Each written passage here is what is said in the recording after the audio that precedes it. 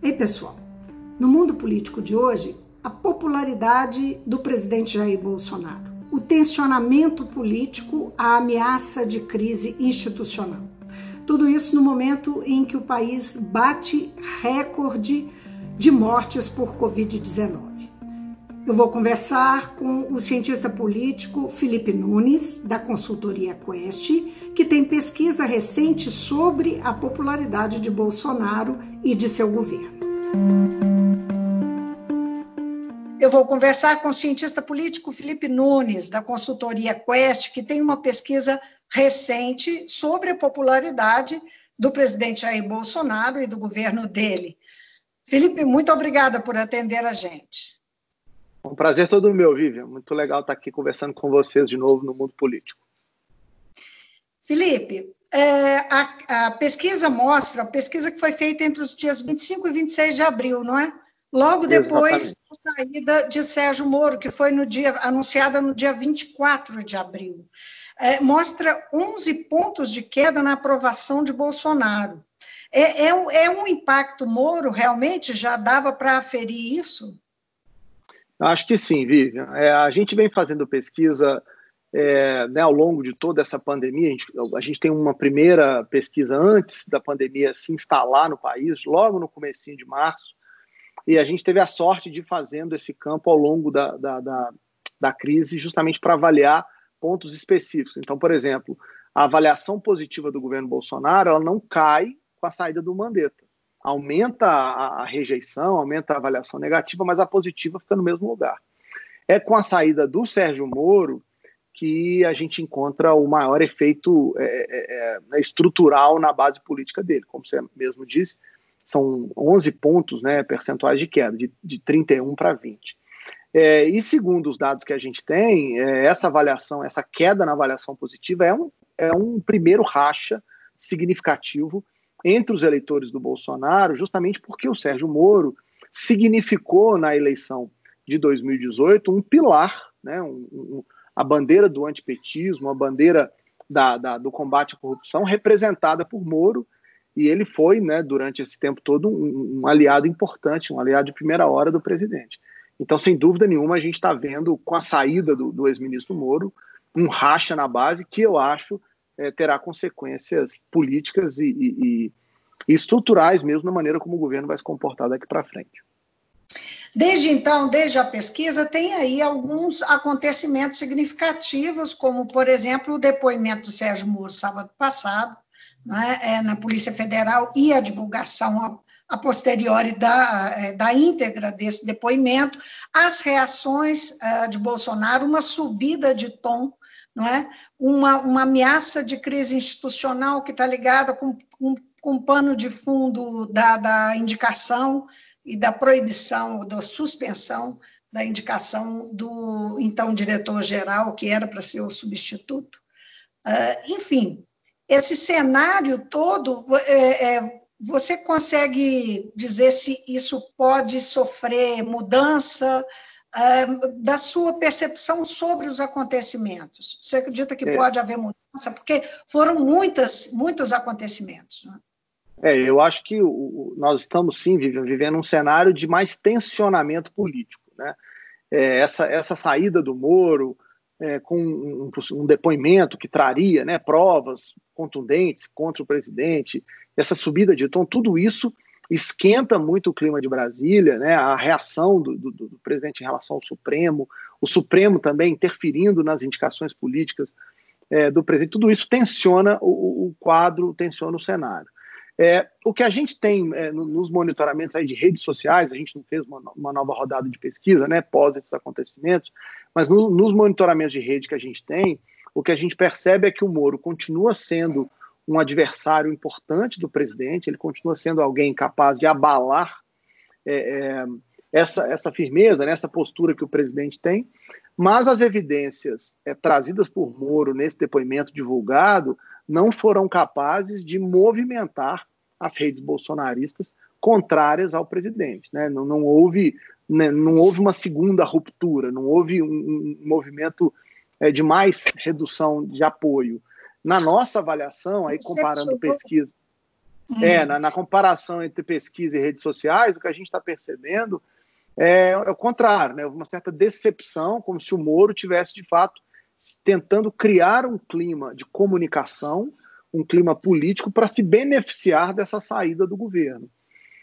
Com isso, o Bolsonaro se fortaleceu nesses últimos dias, e eu arriscaria dizer que desses 11% que ele perdeu, ele deve ter retomado algum pedaço que a gente ainda não sabe mensurar qual justamente porque a expectativa desses que saíram era de que houvesse provas contundentes. Nessa mesma pesquisa, Vivian, para que você tenha uma ideia, só para fechar o raciocínio, a grande maioria, a maioria absoluta, mais de 60% dos brasileiros acreditam que o Moro agiu certo ao sair, sob a justificativa de que haveria ali uma interferência política na Polícia Federal, né? Quando essa expectativa se frustra com o tipo de prova apresentado por Moro, você tem aí uma inversão desses valores. Por isso que eu acredito que o Bolsonaro acabou recuperando um pedaço da sua base. Essa guerra de narrativas, essa situação de instabilidade política, enfim, os arrobos do presidente, esse cenário todo, e a gente com dados aí alarmantes da Covid-19, nós tivemos, né, um número apavorante, né, ontem, de 600 mortes num único dia, que ainda foi né, chegamos aí a um número que nós não tínhamos antes.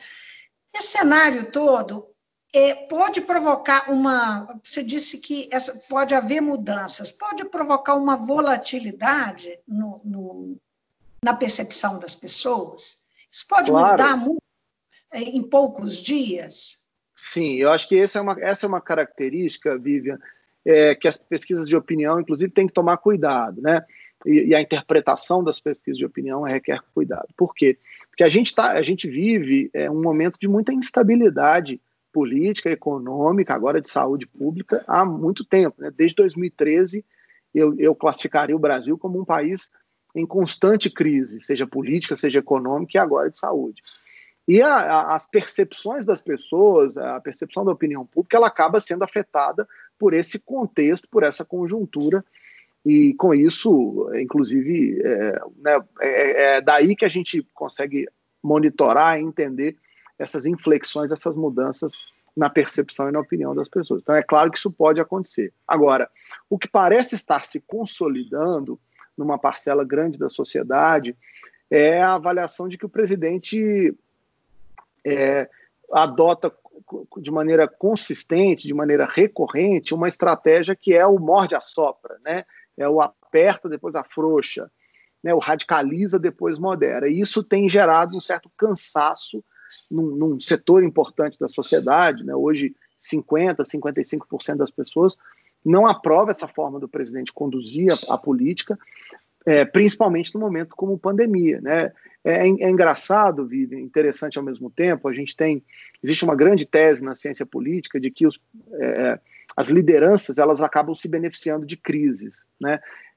A história dos Estados Unidos tem vários exemplos disso, né? Presidentes que estavam mal e que, por conta de uma guerra criada artificialmente ou não, por conta do 11 de setembro, né? Por conta de ataques, você acaba conseguindo, com um discurso de unificação da população contra um inimigo comum, essas lideranças conseguem ganhar popularidade.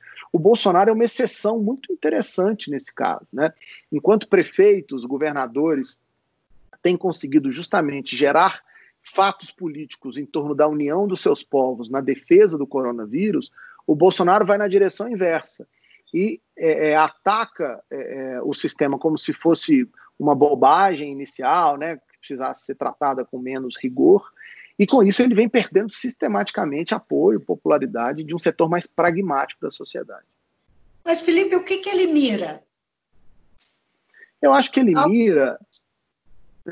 mira um fenômeno que é transformar em mais coesa a sua base eleitoral. Acho que o Bolsonaro já entendeu, e isso não é uma estratégia arriscada, tá?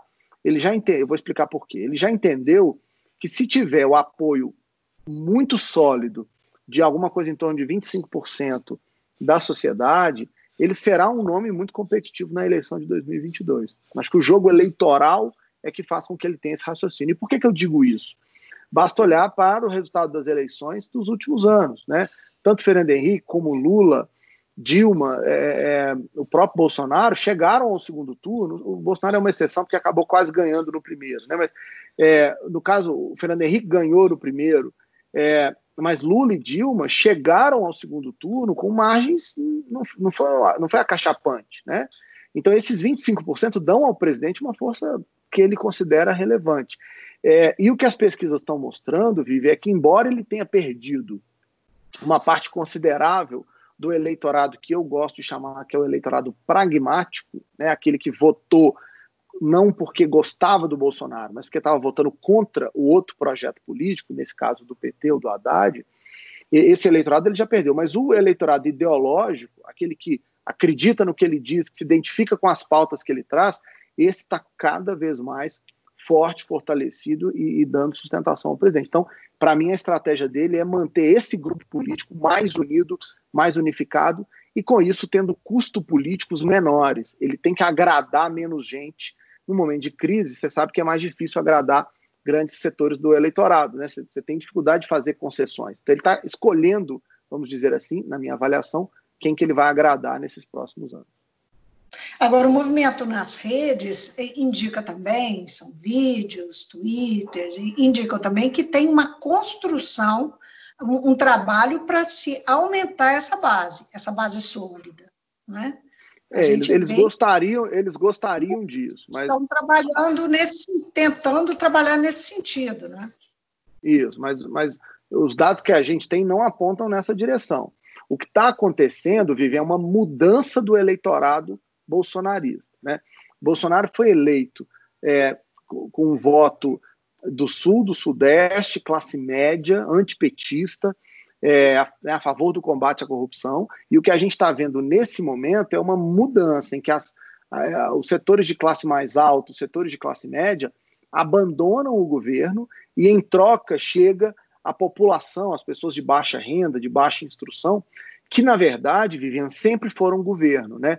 Existem vários estudos na ciência política mostrando isso, inclusive a base política do Lula, nesse sentido, é muito parecida. A transformação da base política do Lula é muito parecida com a do Bolsonaro. O Lula é um presidente que começa a sua vida política conseguindo falar com a classe média, né, num discurso, claro que para trabalhadores, mas ganhando em grandes... O PT ganha em grandes cidades, cidades polo. É depois que o Nordeste vira o local de grande apelo ao projeto PT, ao projeto Lula. Com o Bolsonaro está acontecendo a mesma coisa. Ele começa na classe média, nas grandes cidades, São Paulo, o Sul, e agora isso vai mudando. Por que isso, Vivian? Porque a população de baixa renda ela precisa do governo. É o governo que dá respostas para essas pessoas, né? Elas dependem da saúde pública, da educação pública. Então, esse público, ele acaba... qualquer gesto feito do governo na direção deles é visto como uma forma de dar respostas e respaldo às necessidades que eles têm. Nesse caso, especificamente, é o efeito auxílio emergencial? Sem dúvida nenhuma. Eu acredito que o Bolsonaro tirou da cartola aí um novo Bolsa Família, né? Se o Bolsa Família foi muito importante para consolidar a ideia, né? É uma política pública importante, eu não estou aqui criticando o Bolsa Família, mas foi, sem dúvida nenhuma, um marco, né, da gestão do Lula, justamente por ser muito bem focalizada nas mulheres pobres. Isso deu a elas sobrevida, deu a elas condições de dar melhores condições de vida aos seus filhos. Hoje o Bolsonaro tem na manga uma outra carta que é o projeto de renda mínima, ou renda básica, alguns chamam de uma coisa ou outra. Isso, na minha avaliação, terá consequências positivas para o presidente, porque o cheque não vem com o nome dele, como acontece nos Estados Unidos, você sabe disso. O Trump, o cheque lá dos Estados Unidos que a pessoa recebe da renda básica, vem com o nome do Trump. É uma coisa muito diferente da nossa. Mas, sem dúvida nenhuma, vem carimbado no Brasil com a ideia de que é o presidente Bolsonaro que está dando esse benefício.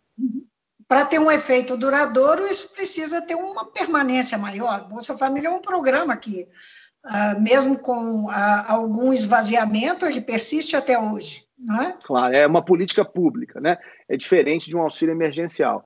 E aí, Vivian, é que vem, para mim, a parte em que a estratégia bolsonarista é pouco... que eu ainda não entendo, né? Quer dizer, tem uma parte dela que é, em 2022, o presidente necessariamente será cobrado pelos resultados econômicos. As pessoas votarão em 2022 fazendo uma comparação de como está a sua vida hoje, como estará, né, a vida delas em 22, comparado com o passado. Essa conta da economia vai chegar, né?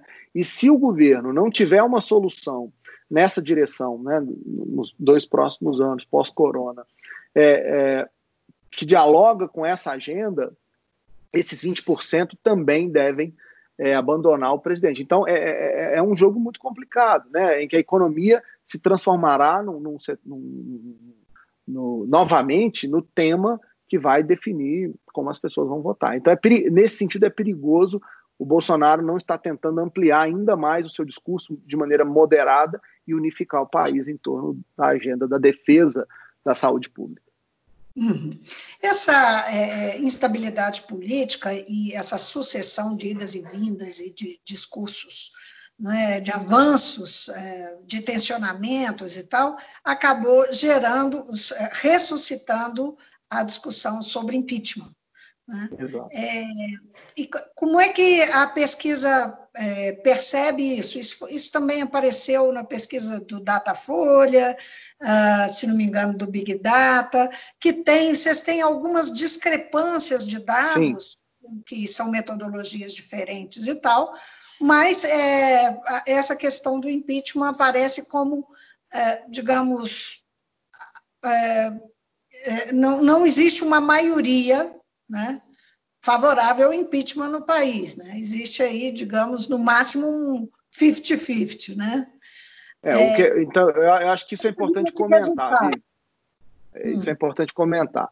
Eu acho que tem um ponto que nenhuma das pesquisas diverge, que é o fato de que aumentou o apelo em favor ao impeachment. Em todas as pesquisas, se você comparar tanto o Datafolha, como o IDEA, como a Quest, como o Atlas, todos os institutos que soltaram pesquisas recentemente, o IPESP, né, via XP, todo mundo mostra um aumento de apoio ao impeachment. Alguns vão mostrar um apoio maior do que contrário, outros vão mostrar o inverso disso.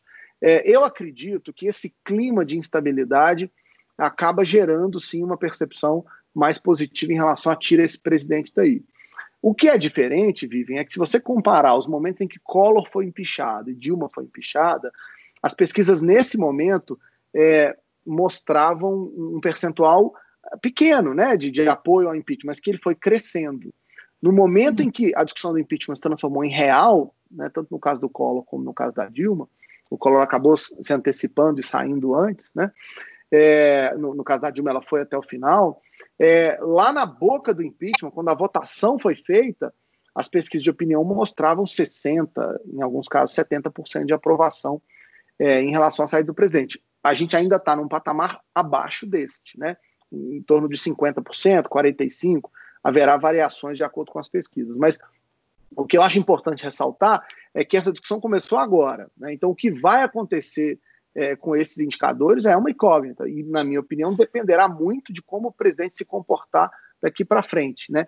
Quanto mais ele radicalizar, quanto mais ele governar para a sua minoria, né, coesa, forte, mobilizante, mas minoritária, maior a chance dele comprar uma briga com um percentual grande que pode, sim, acabar criando esse clima para o impeachment. O que o presidente tem feito, Vivian, para vacinar esse assunto, não me parece ser lidar com a opinião pública. O que o presidente fez foi justamente encontrar uma vacina política. Qual é essa vacina política? O presidente começou uma negociação para trazer para a sua base congressual o que é chamado pela imprensa de centrão, né? Deputados que têm uma visão pragmática em relação à política, não ideológica, e, portanto, topam apoiar qualquer governo. Estiveram com o Dilma, estiveram com o Temer e agora parece que estarão com o Bolsonaro. O que interessa a eles, acesso a cargos e acesso a verbas. Então, o presidente, por um lado, governa para a sua minoria, mas, por outro, né, na opinião pública, Mas, por outro, faz acenos de negociação com o Centrão para ter base suficiente para impedir qualquer processo de impeachment na Câmara dos Deputados. A contradição do discurso do presidente em relação a isso, não é? Quando combate, critica, diz que não tem negociação, que critica a velha política, tem uma contradição aí, clara, e isso não atinge a essa base bolsonarista coesa, forte? Eu acho que ela atinge de novo a base pragmática, a base que votou no presidente por conta do combate à corrupção, por conta do Sérgio Moro, por conta da Lava Jato, por conta do antipetismo. Mas a base ideológica do presidente funciona de outro jeito, né? São os temas identitários, é a questão da religião, é a questão do armamento, né? São temas de outra ordem, não são da ordem da economia, são da ordem dos valores. Essa base de valores, essa base identitária, não tem nenhum problema em que haja negociações políticas do tipo A ou do tipo B, né? Um dos grandes percentuais de população que hoje dá sustentação, de segmento que dá sustentação ao governo, são os evangélicos. Os evangélicos não têm nenhum problema em fazer negócio. Na pauta deles, não há nenhum problema da negociação do presidente com o Congresso. Pelo contrário, os evangélicos sempre fizeram e continuarão fazendo. O problema deles é outro. É a posição pró-vida, é a posição que envolve aborto, que envolve temas como o casamento entre pessoas do mesmo sexo. E nisso o presidente tem posições muito claras. É aí que ele consegue segurar a sua base. Então, para fazer essa análise, Vivian, é preciso entender que a base bolsonarista ela também é faccionada, né? A facção pragmática é diferente da facção ideológica. Elas se unificaram para derrotar o Haddad, derrotar o projeto do PT, mas nesse momento elas se dividem, porque uma está interessada num tema e a outra em outro, e é daí que vem essa divergência que eu acho que a nossa pesquisa captou bem e publicamos aí na semana passada. Agora, Felipe, a gente pode se referir aos evangélicos de uma forma tão monolítica? Assim, as pesquisas mostram que a evolução da popularidade do Bolsonaro de forma negativa, ela aparece em todos os estratos, não é? Inclusive entre os evangélicos, menos, Verdade. Não é isso? Verdade, então, exatamente. Isso é um fato, não é? Sem dúvida nenhuma. Essa queda... desculpa te interromper, Vivian, mas só para explicar isso. Esse aumento de rejeição em relação ao governo se deu em todos os estratos de renda, de escolaridade, de idade, inclusive de grupos religiosos. Mas caracteristicamente, tradicionalmente, o público evangélico que, em sua maioria, não é de maneira universal, não é de maneira total, é parte dele, mas a maior parte dele, que vinha dando grande sustentação ao presidente. Por isso, essa queda que a gente mostrou é tão significativa para ele. Inclusive, nos evangélicos, a gente captou uma mudança negativa para o governo. Você disse que, quer dizer, qualquer base ela pode ser perdida. Quando você falava de evolução do impeachment, né, da ideia do impeachment nos outros casos, aos poucos houve, no caso da presidente Dilma, que é um caso mais recente, ela teve ela chegou num patamar muito baixo de aprovação, não é? De menos de 10%, eu estou errada? Sim, isso mesmo. E isso permitiu, afinal, que o impeachment acontecesse. Na verdade, a combinação de duas coisas, Vivi. Desculpa te interromper de novo, mas o fato dela ter perdido base no Congresso e ter perdido apoio popular fez com que ela não tivesse onde se ancorar. Aham. Pois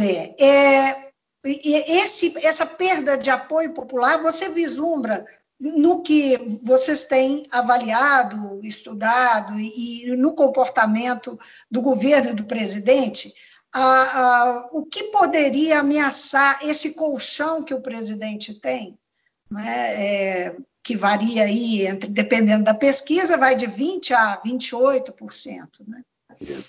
Vivem, essa pergunta custa $1 milhão, você sabe, né? Tem um grande grupo de pessoas no Brasil procurando resposta para ela. Eu respondo para você, claro que não sei exatamente o que causaria, mas acho que há alguns traços da base bolsonarista que podem ajudar a trazer elementos para te responder. Primeiro, o Bolsonaro se elegeu de novo numa agenda muito clara anticorrupção, né? Essa agenda hoje está enfraquecida justamente com a saída do Sérgio Moro. Então isso aí é um pilar. O outro pilar importante diz respeito à economia, né? O discurso foi muito ancorado na ideia de reformar o Estado, apresentar reformas que trariam o Brasil de novo para os trilhos. Os grandes empresários brasileiros que estiveram na campanha bolsonarista apostaram nisso e aprovaram isso, né? Então aí tem um segundo componente, que é a economia. E o terceiro, que diz respeito, na minha avaliação, a esse componente dos valores, né? Foi uma eleição muito focada em grupos identitários. Então, qualquer sinalização trocada dada pelo presidente na direção de valores que não aqueles que a sua base eleitoral compartilha, pode significar uma redução ainda maior. Então, uma combinação, valores, economia e corrupção. Acho que o tema corrupção se esvaziou, né? O tema corrupção diminuiu importância com a saída do Moro, mas a questão sobre a economia e sobre os valores continua em pé. A esperança e a expectativa, né, para esse eleitorado, para esses 25%, vamos dizer assim, bolsonaristas, ainda é de que haverá uma retomada da economia e que hoje a gente só não está lá porque o coronavírus pegou o Brasil em cheio, pegou o mundo inteiro, né? E, por outro lado, os valores. Então, para mim, é uma combinação entre valores, por um lado, e economia, por outro, que podem abalar esses 25%. Felipe, foi um prazer falar com você. Já acabou? Achei que estava só começando. Obrigado, foi um prazer, adorei. Obrigado. Uma prosa de 27 minutos. Obrigada demais. Eu espero poder conversar com você outras vezes. Falaremos sim. Obrigado, parabéns pelo programa. Espero que você esteja em casa bem protegida. Eu espero mesmo. Obrigada. Tchau.